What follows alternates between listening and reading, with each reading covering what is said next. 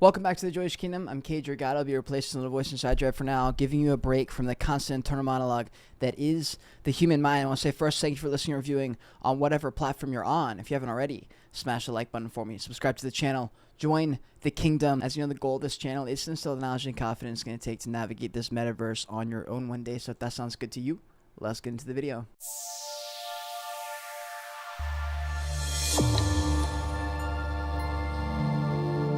Interrupting you from the future, the Joyage Kingdom winter drop is available now. The hoodie, the crew neck, which is basically the exact same thing as this without the hood, and then the Joyage Kingdom beanie. We're already in the winter. We got a few more months of cold. You're going to be wearing this kind of stuff anyway. You might as well rock the Joyage Kingdom. If you order it soon, it'll get there before Christmas. I'm looking forward to see you guys looking sexy as fuck this winter. You can find the shop at joyagekingdom.shop. The link is down below in the description. And if you do order, please tag me on any of the social medias. I would love to repost you, love to retweet you. Thank you so much for supporting me. And let's get back to the video. This has been a little minute. I just checked. It's been like almost 3 months since I filmed one, which is very bad because I normally film these every month. It just got like seriously busy. And I look back and think to myself, am I making excuses? And dude, no. Like, it has been a crazy time and I've been constantly just always behind. But I still should be making myself film these, so going forward I'm going to try and be more consistent with it. But either way, if I look back, it seems that the end of September is the last time I filmed any kind of interview with myself type of content. And so the biggest thing that happened there, probably that I was supposed to talk about that I haven't debriefed at all really, was NFT Seattle, speaking at an event there on stage and kind of how that went. We'll talk about kind of why I haven't been as active on YouTube specifically, especially uploading normal YouTube videos. I've done a decent bit of streams and stuff still, podcasts and things like that, but my volume has decreased quite a bit. If you know me from the OG days, I was uploading 1 to 3 videos a day. So a lot of changes have happened.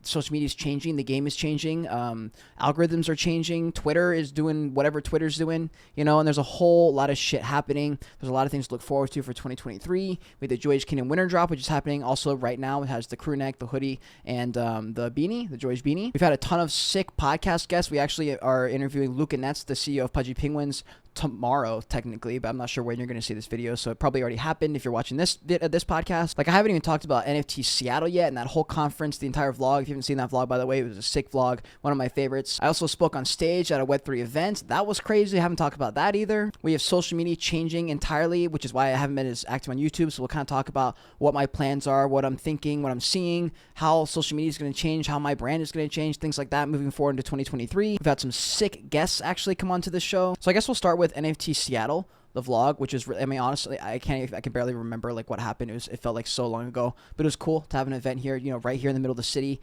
Mark and Lennox threw it on. It was a fucking sick event. Met a lot of cool people. Got to talk directly to Tom Bilyeu, which I wasn't expecting or prepared for mentally or physically. I tried to speak and words sort of came out the way I wanted, but that was really, really cool. So what a cool opportunity. And I hope to continue building in Seattle, honestly. Like, there's some really, really dope people here, and we're relatively at ground zero for like creating the Seattle community, you know, and I definitely think Seattle can be a hub for Web3 stuff. And we're in the middle of the city. I don't have any intention of leaving the city anytime soon. I love the city. I want to live in a high-rise apartment. That's the main reason I'm living here in the city, so I can passively manifest and achieve that one day and be able to live somewhere high up with like ceiling to floor windows. It's like my literal fucking dream to live in a place like that. Doesn't even have to be big. It can be a small studio, but that would be very cool. But yeah, I ran into Frederick Douglass, the guy who bought that 400 ETH Pudgy Penguin. He literally lives here, I think, in the city. I just ran into him on the street and was talking to him. I met a girl who works like high up in the Vayner ecosystem, Gary Vaynerchuk ecosystem, and honestly I connected with just a ton of artists and a bunch of builder people that it was just an electrifying. Like, if you haven't been to an NFT event, you should go, fam. I missed Art Basel, which was a huge regret, honestly. Like, looking back, I should have made that happen. I do regret that, honestly, a lot. That was one of the better events, it seems like, at least from the coverage I saw, and no one made a good vlog from it. It seems like I'm the only one who thinks to do that. I don't understand why you would be a content creator and go and not film. Like, there was an entire content house of people, like Thread Guy, K Money, all those dudes went out and like bought a house together and stuff, and like didn't film any of it. And I was like, bro, what are you fucking doing? I don't know. Anyways, I missed that. But MTCI was a lot of fun, and I'm looking forward to going to more events, hopefully, in 2023. And I should probably make like a whole segment or video on this, just the world of connecting and networking at Web3 events. I think there's probably a lot to learn there, because you'll get some people there who walk up to you, and within like a minute, they're like handing you stickers and shit, and you're like, bro, I don't want your fucking llama sticker with like a random thing. Like I don't understand that. Like you're just going there to vibe with people and talk about stuff. And if like business stuff comes up, you talk about it. But you talk about whatever. Like you walk up, introduce yourself, and like they're there. You just ask them like where they came from, like what they're working on, like who they're here with, if they're with anybody. Just have like normal generic conversation. And if it goes somewhere, if it goes somewhere. If not, then it's fine. But if you're one of those networker people that just goes up and starts chilling themselves, I know it's probably because they're nervous, but like I don't care. Just don't do it. Don't do it in general. It doesn't look good for anyone. It's not a good time for anybody. It's uncomfortable as fuck. I hate it. They probably hate it. Like, it's not a good look. So please don't do it. And then a little while after that, I met this guy named Craig. He actually is another podcast host, and he was connected to someone who wanted to throw together a Web3 event based around selling NFT art. And so I've made a ton of content on that entire world. And so they invited me to speak, and they flew me out and everything, and the whole shebang. It was a great time, a huge turnout of people, a lot of older people. So I didn't quite know how to answer the question of like, how do you market yourself online other than giving like a social media answer? A lot of the demographic was older people, so I'm not quite sure how much of my speech landed because a lot of it had to do with social media stuff, which is unfortunately the answer. So I was kind of like, damn, bro, like I don't know what to tell y'all other than like this is definitely the answer. And honestly, speaking on stage was not scary at all. The only real thing I learned from speaking on stage was to maybe speak a bit slower, because of the echo and just like the fact that it's a microphone that's echoing in a room and stuff like that. I never really took that into account. And other than that, it was fine. I mean, I just felt like a normal YouTube video. I talk so much, I think, that I don't get scared that I'm not going to be able to talk. Like, talking comes very natural to me. So when I'm on stage, I don't clam up. It's very easy for me to open my mouth and just start saying things. So there's no real stage fright there anymore. I've presented in front of hundreds of people before. When I worked at the college, I was working orientation, so I did a ton of speaking in front of people. I got kind of used to it, especially like once you kind of know your stuff and you know what you're saying is like right. It's much easier to say things because you're not worried about stumbling over your words because you're not going to stumble over it because you know what you're talking about. So went on stage, did my whole spiel, sold 2 events, which is like kind of funny because it was an how to sell NFT art event. I went and spoke and sold 2 NFTs while I was there. So someone made a huge payday because they sold for half an Ethereum and 0.7 Ethereum, which is like $600 and like $900. So nutty there. I got 10%, which is a great royalty. And I've sold like 3 or 4 torches since that same time. So it goes to show that like if you make content and you show other people that you're working really hard and you're growing in this space, you can sell art and you can get people to want your shit. Like, you really can. Also, in the last few months, we've had quite a fucking lineup of guests. It's been dope. Like, the podcast guests the last few months have been fire. Let's just roll through them real quick, just to like kind of recap. We had Champ a month ago, talked about all the things. It was a great time. Talked with the head of business development at X2Y2. We had the founder of ZenApe, Minnie. She was awesome. We had Lisa, the NFT artist who's on Solana, who makes she's my favorite artist. She's amazing. We had my head community manager, Bryce, on. We had the co-founder of NFT Seattle, Lennox Takur, which is a great episode. Founder of Rafi Lounge, Rafi Antaby, which was dope. He's like a world-renowned fucking spiritual / fighter, Muay Thai, martial arts type of dude, and that was a great episode. He just had so many stories. We have my good friend Cole, or KSNS. He's a rapper. He's also a fantastic trader and flipper. We talked about a lot of things. That was like one of my favorite episodes, actually. It was a great time. Then we had Crypto Wendy, which I didn't even realize was such a big guest until like after we had already like set everything up and had talked back and forth and like all that stuff. And like after I announced it, all these people reached out. They're like, yo, how the fuck did you get in contact with her? Like, I've been trying to go on her show for months. Like, she's like the #1 female crypto YouTuber.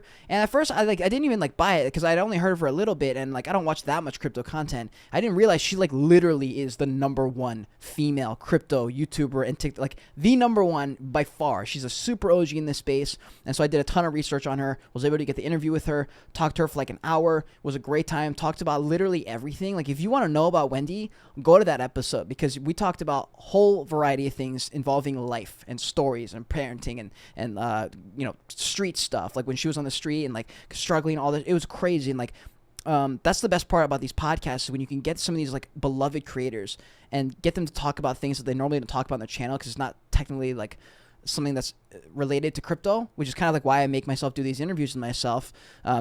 Supposed to be every month. I do that because it's worth having on your, it's worth your fans knowing that. It's worth the people who watch your stuff knowing things that are going to give extra context to your content.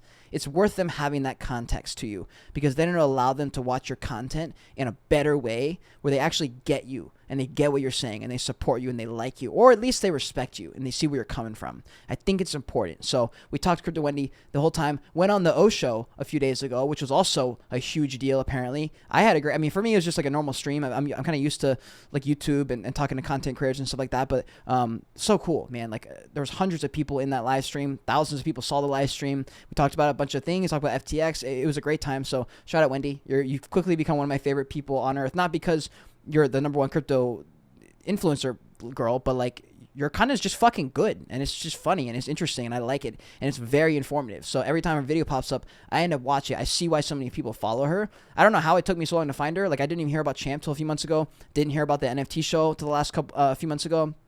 So I must be in the dark.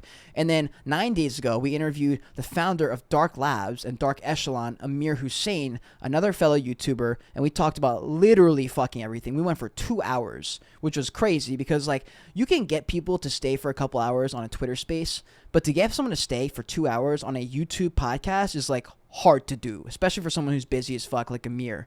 So that was a great time to just kind of get into the mind of him. He's an e-com guy. He's done some incredible things. He's made, like, millions and millions of dollars. A fucking unbelievably talented guy. He's 19 years old or something like that. No doubt he's going to be a big success. So he crushed it. Also, another thing is I've gotten more into Twitter Spaces. So this will kind of go into the entire topic of, which is the bulk of this, probably of this podcast, is YouTube. You know, it's like, why haven't I been posting as much on YouTube? Not even as many live streams, honestly, just like in general on YouTube, except for the shorts. Like, why have I basically shifted everything to shorts? Am I focusing on Twitter now? Like, what's the deal? Because Twitter right now is shaping to be a potential replacement for all social medias, right? They might have an all-in-one app, which, like, I'm down for. It's fine. But it's causing me to rethink everything because it's like, is it worth investing my time and money on YouTube when people in my industry don't feel like leaving the app of Twitter? They feel like staying on the app of Twitter. So I got a couple options. I can make YouTube videos, continue to make them, and just post the whole, 5 to 15-minute video on Twitter, which I could do, I think. I'm 90% sure I could do that. Or do I continue posting onto YouTube? And I'm not sure what the goal is there. I've definitely in the last few months focused more on the shorts. I've also just been constantly behind because, like, I had travel. I basically had the NFT Seattle event. It took a long time to edit everything there. The speaking at the event in Connecticut took a long time to edit, and I just kept getting behind on stuff. And then something would come up, and I would get behind again. And essentially, like, in my head, it was just really hard for me to say it's worth it because the YouTube videos don't bring me there's just not much return on investment right now in NFT YouTube. People aren't searching for it. Like, the problem right now with YouTube videos, not with YouTube Shorts, with YouTube videos specifically, is that they're all search-based. So, like, nobody's searching for NFT content. And, like, not that many people know about the Web3 and blockchain people I'm having on the show. And so because they're not searching for it, they're not really watching the videos, or there's not many people watching NFT content. On Shorts, it's better because, like, everyone has a chance to get it. I get to play around with copy, and I get to make clickbaity stuff. I get a chance of people are still going to see it, right? So, like, it's cool. That's why I don't mind doing the Shorts, and that's why I don't mind spending so much time getting the Shorts out because I know every one of those videos has a chance to go viral. Versus a normal YouTube video, the chance of it going viral are, like, zero, pretty much, because someone's got to basically search and be interested enough to watch the whole thing. And that's just not really as much worth it unless it's a paid video. And even those have gone down a little bit. I mean, I'm still closing multiple deals. Like, I'm definitely still profitable. Honestly, every month it shocks me, knock on wood.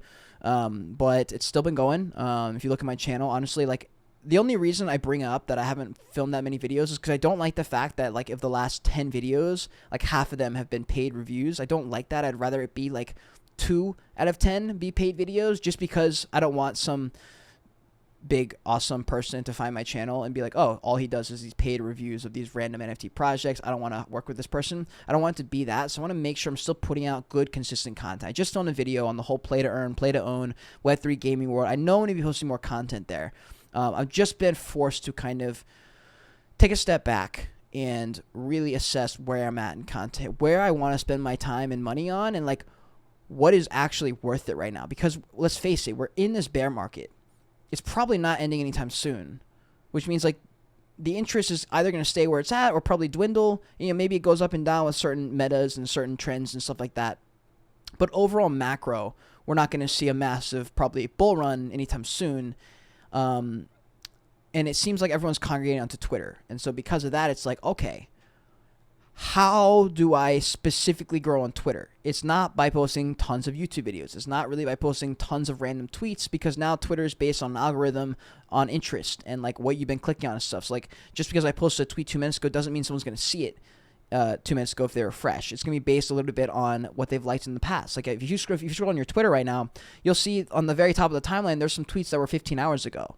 And it's based on like what you've likes and like your interests and stuff like that. It's not really based on time anymore like it used to be, which is the same as Instagram. Instagram's the same thing right now.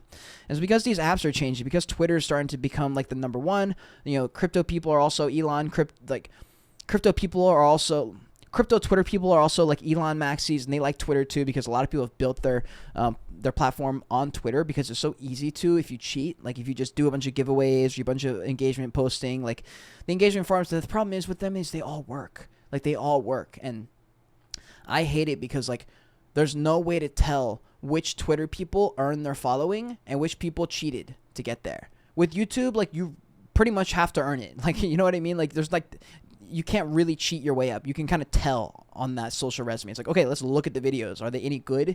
Have they put in a lot of work? Are they high quality videos? If the answer is yes, then they probably earned it, kind of thing, right? With Twitter, it's like, where do they get 35,000 followers? Where do they get 270,000 followers? Where do they get these followers from? You don't know, dude. You literally don't know. Half the people that grew on Twitter that have 100,000 followers did it because they're rich and they can just say, hey, $1,000 in ETH to anyone who likes this tweet. And they do that every day, like 3 times a day. And then a lot of the time they don't even do the giveaway. But it's one of those things that like you don't know how people grow on Twitter. And so because of that, I never really focused on it. Didn't do too many Twitter spaces, but now I have, because I'm shifting my focus a little bit to focus a little bit more onto TikTok and I smell weed right now. Focus a little bit on Twitter. So I've been on Twitter spaces a good bit, jumping into the NFT show, which was fun. Was able to connect with PO because one of the guys, his name's Easy, he watches my content, he works on the NFT morning show as well, and he told Pio about me, jumped up on stage one time and just on a whim, just saw them. It was 6 a.m, had stayed up all night, jumped into their morning show just to see what it was about. Haven't really watched their show much, a little bit on YouTube,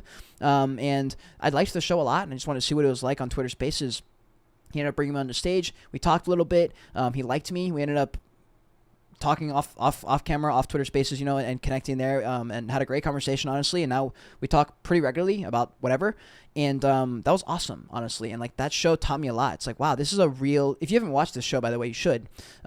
It's a real ass radio show. Like you go on and like, bro, it's a radio show. It's fucking good. It's like, it feels like it's high stakes, because it's live.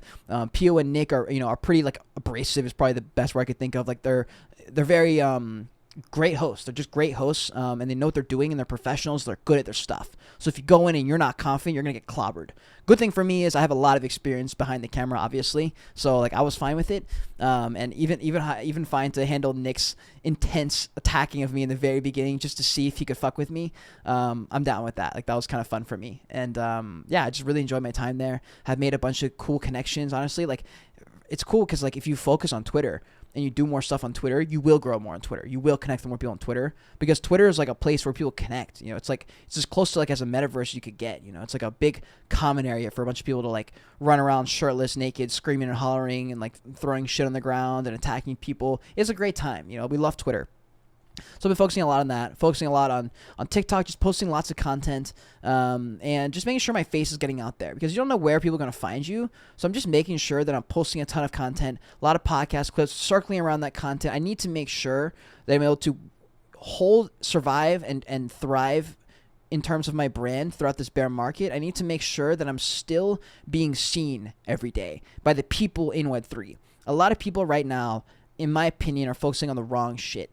They're still trying to like get followers and onboard all these new people. And I just don't think that's the move in the bear market. I think the move in the bear market, and hear me out, the move in the bear market is not to grow, because people just ain't here. The people who are here are here. The new people aren't looking to get in right now.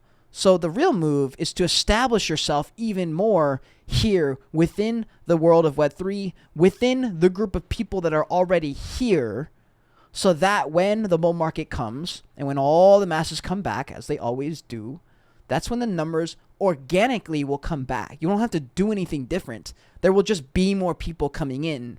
And at that point, if you had focused on becoming the top at whatever your niche is within Web3 and everyone knows you're that person, that's where you get to go from 10K to 500K, 1,000 to 20,000. Those kind of numbers are not like, that can happen for sure, but not in this kind of market.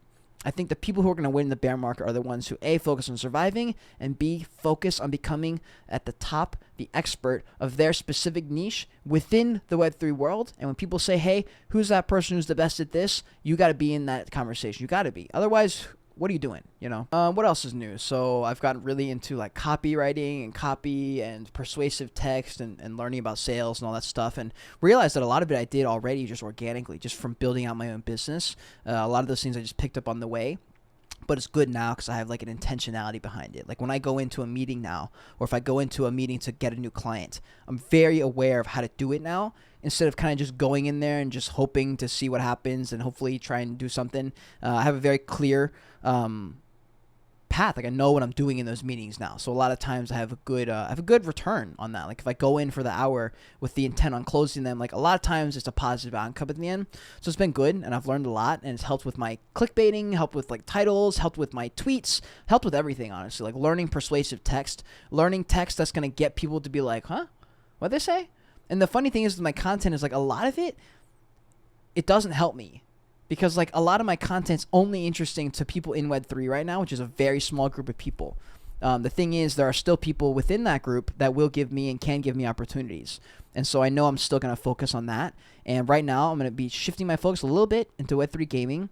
I want to be able to do these brutally honest reviews and either switch over entirely to the gaming sphere, or just like add the gaming side into my brutally honest review business.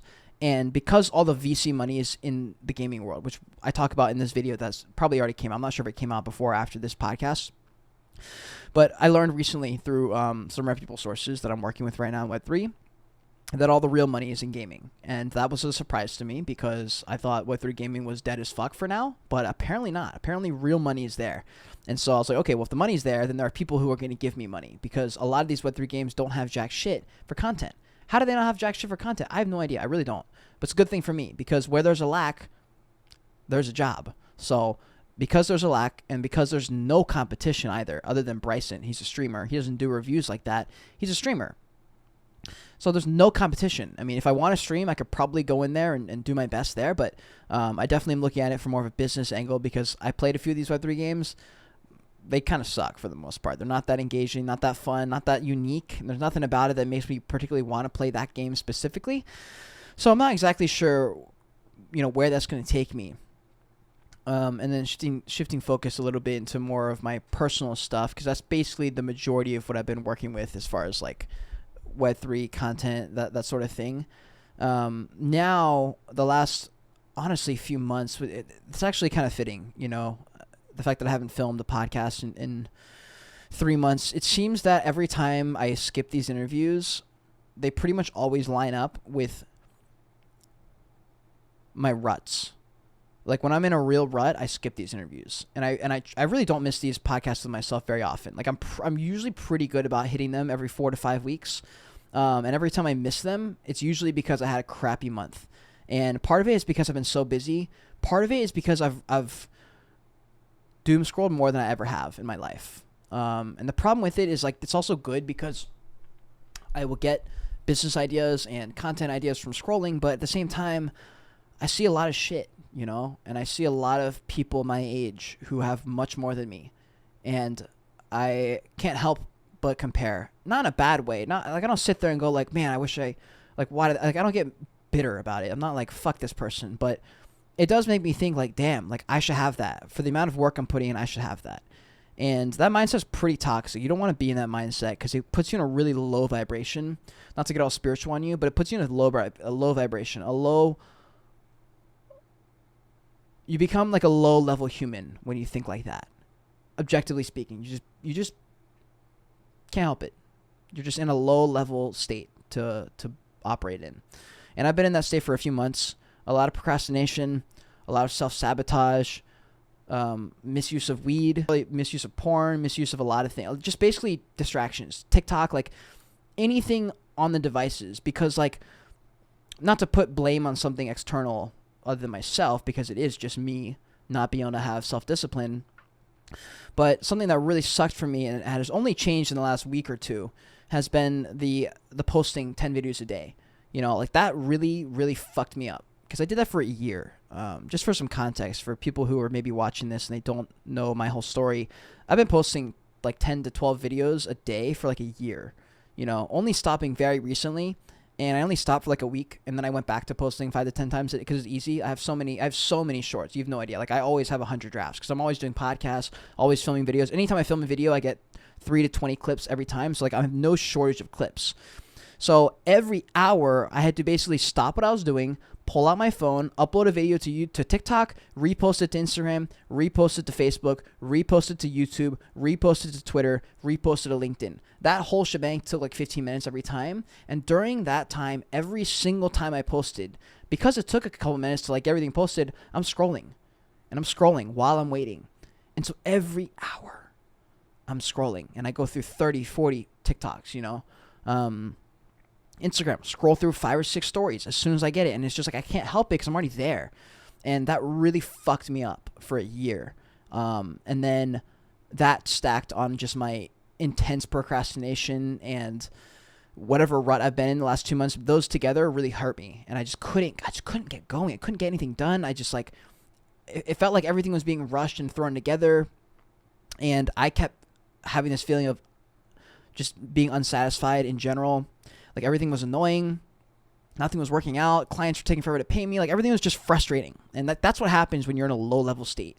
When you're in a low level state, everything's annoying. Everything's frustrating. Like, why do you think so many human beings are miserable? Because most human beings operate on this plane where everything sucks, because everything, you're not making enough money. You're like, this isn't happening. Like this happened. Like it's everything's just a problem. And that's been my reality for the past couple months in my head.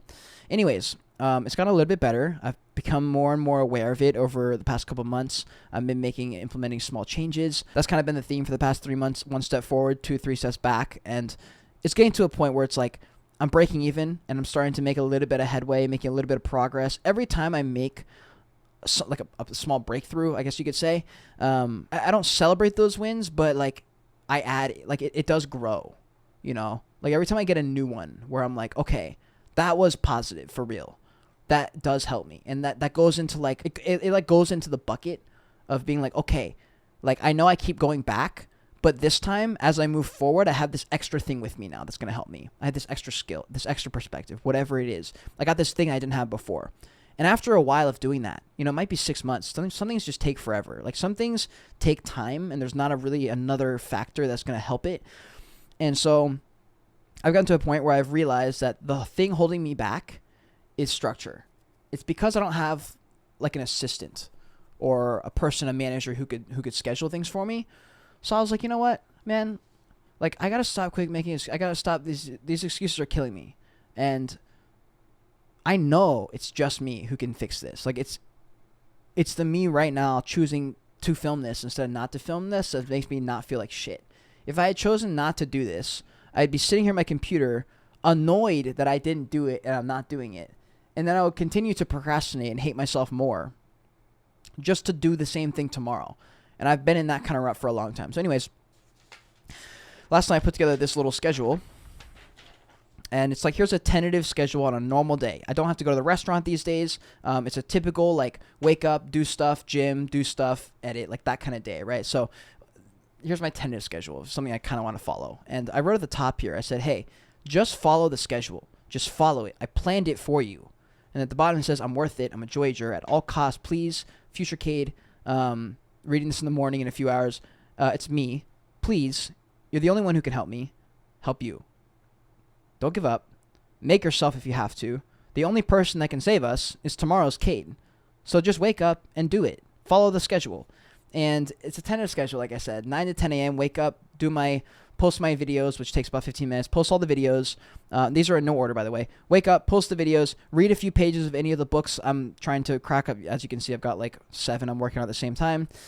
Catch up on any news or anything I need to worry about for the day. Take a quick glance at my schedule, see if there's any meetings or podcasts, and have a chat with my thumbnail guy. If there's anything I need, might as well get that knocked out in the very beginning of the morning. That's from about 9 a.m. to 10 a.m. ish, because it takes me about an hour to kind of get moving. I'm not not a fast starter, I would say, in the morning. I'm kind of slow, so I need a little bit of time to get up. And then the goal here now is, instead of pushing my workout a few hours and working for a few hours, which I don't even do, I just fucking waste time basically until I have to go to the gym. And honestly, a lot of times I'll push the gym, so I won't even do anything. I'll just like do a couple things on Twitter and like be grinding. Is like kind of what happens a lot of days, which is really annoying. So instead, at 10 a.m., I'm going to walk to the gym, walk back. So from 10 a.m. to 12, about a 2-hour window, that's when I go to the gym, work out, and walk back, right? Instead of getting Chipotle on the way back, which is what I normally do, the goal is to come back around noon. From around noon to around 3-ish, I need to be filming. So in that period, I get back, I shower, I film, I do streams. Whatever I got to do, it's got to involve the camera in some capacity. Don't have to be filming content. It could just be me streaming. But in some capacity, a camera's got to be on. And that period of the day is just for video stuff. Okay? That's all it is, really. From 3 to 4, the goal is to walk around. If there's somewhere I want to particularly visit or walk to, I'll do that there. And otherwise, I'll go pick up Chipotle. So essentially from 3 p.m. till 5 or 6 p.m. is when I can fuck off, go eat food, watch a show, whatever I want to do. And then from about 5 or 6 p.m. until probably 11 or midnight or something like that is when I edit. So that's a full block of time to just edit. And I have to stick with this, guys. Like, it's a very tentative schedule, but the main bulk of this is like split up your time in a way where you're actually going to do the thing instead of like constantly pushing each one back until you don't have time to do any of them. The goal is to just be like, okay, you did your streaming, you did your videos, turn this shit off now, go leave, reset, come back, do your stuff, and then edit. So after like 11 or 12 at night, it's like midnight, it's really late. At this point, it's time for some free time, plan for tomorrow, and debrief the day. Very quick. I hope this is very quick at least. And just to sort of reset and just sort of to simmer down, if you will. Something a lot of people I feel like don't do this part, and I feel like this is why we have so fucked up mental issues, is because the world moves so fast and we don't take our time to calibrate, you know. And I think that's important. I think that's one of the things that's screwing me up mentally, and that's, I know if you fix your mental, you fix everything. So I just know that for a fact. And so anyways, that's what I'm going to be doing. From 1 a.m. to 2 a.m. is when I'm going to be trying to go to sleep. So whatever that means, I don't know what that looks like yet because I'm not good at falling asleep. And if you've been following me on Twitter, especially, you know that I've been going to sleep at like 6 a.m. Meaning I'm staying up all night. And you're probably like, oh, damn, Cade, you're probably editing that whole time. It's like, sometimes. Sometimes I'm editing. And honestly, a lot of times I'm doing something half productive, but it's not worth me not going to sleep. So it's time I quit being a bitch, quit acting like a fucking middle schooler, and like do my shit. Like, what do I want? Do I want to be a streamer, a YouTuber, have my own business, you know, be able to buy a mutant ape, be able to live in a high-rise apartment, want to achieve my goals, find a wife? Like, do you want all these things? It's like, yeah, of course I do. What's holding you back? Structure. All right, well, can you afford a manager? No. Well, then fucking be your own manager and make a schedule and just follow it. Like, quit being a bitch. Just like quit being a bitch and follow the schedule that you wrote yourself for you. It doesn't make any sense. I don't know why it's so hard for me sometimes to just do that. And I feel like maybe if you're listening to this, maybe you're kind of, I don't know, hopefully some of you, I'm striking a chord. I'm sure some of you have your life together and you're probably just, you know, going out when you're out the other. But I think procrastination, especially in this bear market, honestly, like it's probably just burnout. Like when I look at it, it's probably just burnout. There's less and less return on investment with posting on YouTube. I don't care as much about a lot of the things going on because, you know, if you jump into Twitter Spaces right now, they literally just discuss anything and everything that's got a little bit of attention because there's nothing to fucking talk about. Like, Trump dropped a project. It's like, so what, dude? Like, it's like at this point, bro, like I just don't care about that. You know, like not even a little bit from the internet. Like I guess I care, but like for real, do I care? It's like not really. Like, you know what I care about? I care about making dope videos that are helpful. I care about making good videos that are helpful for somebody. You know, and that's why like UGC content creation is great. And I'm hoping to be working with a couple companies for that coming up. And that's part of my business plan, is to make video game content for these gaming companies in a way where it's helpful for them. Like, they get videos that are going to be good for them to push out to their own audiences and stuff and help them grow. And for, like, new people streaming, for big VC fund managers, for, like, people who need to know this information, I want to make this content for them. And that's why I'm shifting my content towards gaming, because it's like, what am I going to do? Focus on PFPs right now? It's like, no, fam. I focus on PFPs if I'm getting paid for a review video, or if there's a needed update video on a relevant project that's pumping, or is, like, a big project or whatever. Maybe I'll do it then. But honestly, there's just not that big of an audience who cares for that information right now. And when that's happening, that's okay, because, like, I can stomach people not watching the videos. But I always want to be making videos that are helping someone. And if I'm just making videos for, like, nobody, then it's like, what's the point of that? I could do other styles of content for that. And I think it's just been, honestly, just the past few months has been a little bit, actually, now that I'm looking back on it, especially after we debriefed on this episode, when I look back in my last 2 months, it like really hasn't been that bad. I look at the videos I posted, I look at kind of like what happened for real in my life. You break it down on paper like that, it doesn't look that bad, but it has been the worst 3 months in a long time. Like, a lot of mental battles. Just a range of emotions. Definitely a lot of frustration. I feel like this is something that maybe a lot of content creators who didn't drop a project are feeling. It's just that, like, some of the content creators who dropped alpha projects or whatever, they somehow are, like, still full-time off the money they made from the mint, which is mainly supposed to be used for, like, I guess they can. I know they can use it for everything, and I know they have an extra responsibility, but it's like they basically just raised $2 million for themselves, and they essentially have a salary for the next 10 years guaranteed. And, like, sometimes in my head, I'm like, God damn it, like, I should have just dropped the project. If I just done that, done whatever with it, I could have $2 million sitting in the bank, and I could be chilling, and I could be deploying that money to do things I want to do, to not have an editor, to be able to do all the things I want to do. And I think I'm just, like, frustrated because there's a bunch of people that I think skipped the line and are just going to get away with it. And some of them are bad actors. Some of them are good people. So I'm not talking about everyone here. But, yeah, dude, like, that's the NFT and crypto space for you. Like, some people just take really big dubs and can just ride that W for a long time and get things that you maybe wish or think that were there for you, and then to see someone else get it because they have more money to deploy because they took on bigger risks than you were willing to take. I think maybe that's the real reason I'm frustrated, is because I think part of the reason I didn't drop a project in the bull market is partially because it was a huge risk and a likely to fail kind of risk. But I think the other part that makes me frustrated is, like, I think the reason I didn't do it is because it was unsafe, but not from, like, an objective standpoint. I think I personally was scared to take that risk. And I think I hate it because, like, I see these other people who took that risk and took that personal risk, that personal Joyage, that, a coin flip on themselves. And whether or not it was a success or not, their project, that was the reward, was obviously the mint money. And some of that goes towards salary. And so they're able to use that money and to continue living a relatively comfortable life probably. But now they have to be the founder of a project, and that's definitely something I don't have experience or knowledge on because I don't run a project like that. So I don't have any of the headaches that come with it. So I'm sure that this easy, beautiful life that I'm like annoyed I don't have is probably not as glorious as I think it is.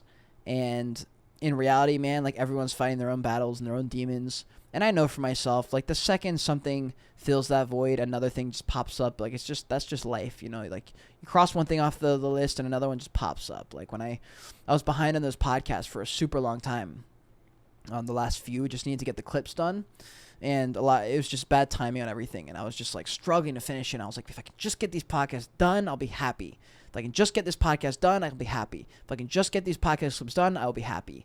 Finally, I got it done, and immediately I didn't feel any better. I felt just as stressed, and the second I finished editing those, I was like, hey, now what?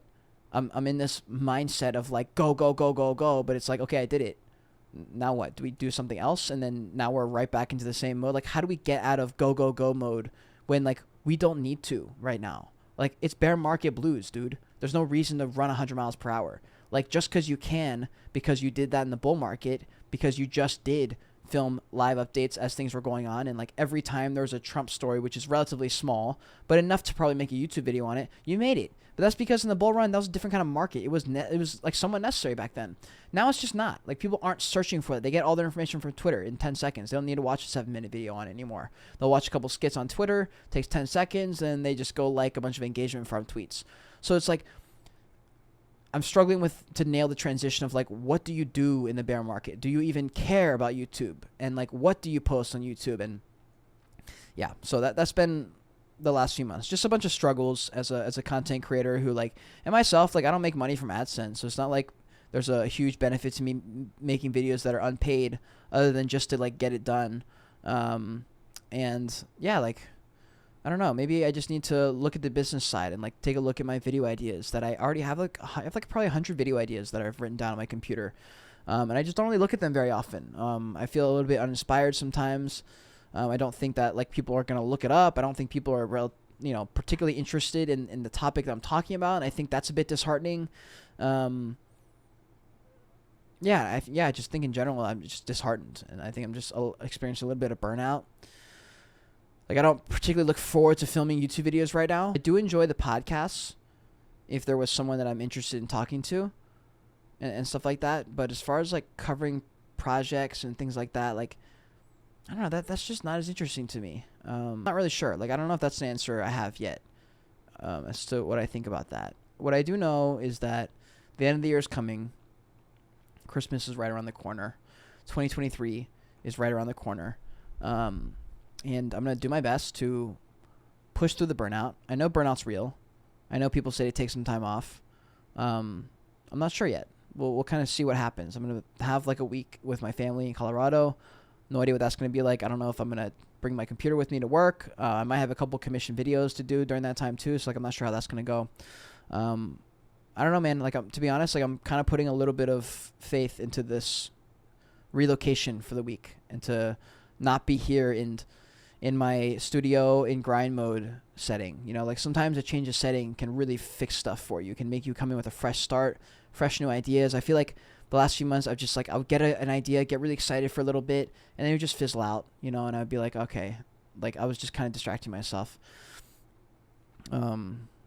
Yeah, and I think also, like, and then another thing that hasn't helped my mental health is that, like, I think Twitter or TikTok just realized, like, oh, this person's probably missing people. Let's start sending him, like, hot single mom content with, like, their baby and get, like, baby fever content.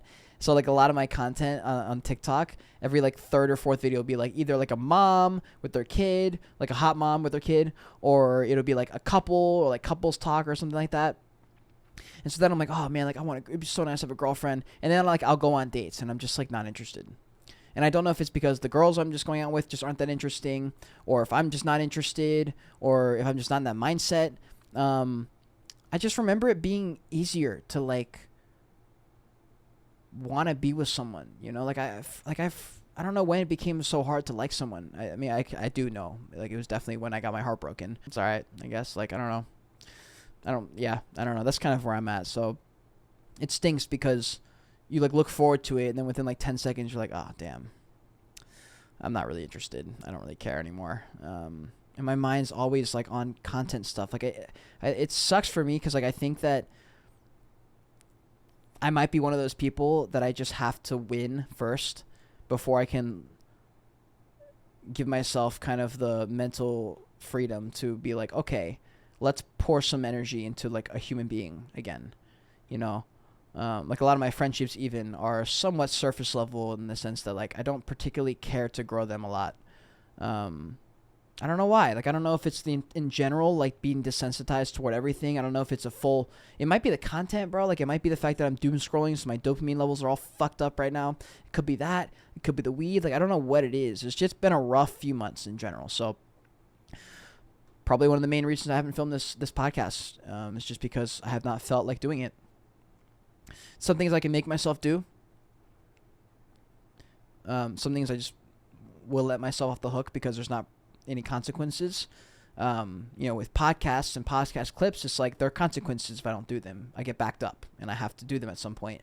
And I don't like the idea of leaving content, you know, not done, and so if I do a podcast, I want the clips done. I want the clips from it. I want to see what's important. Like, what was the point of the podcast if it wasn't to get the best clips from it so people can get some of the important content from that podcast? Like, that's the point of it, right? And so these kind of videos, it's like, okay, well, now this is going to add even more clips onto the podcast I'm already behind on, and it kind of makes me just less interested, because it's like, why do I even need this content? And I just don't do it. And I feel like I've repeated myself like 6 times in this podcast. But yeah, it's just really hard to shake this feeling of, if I quit now, I'm going to miss an opportunity.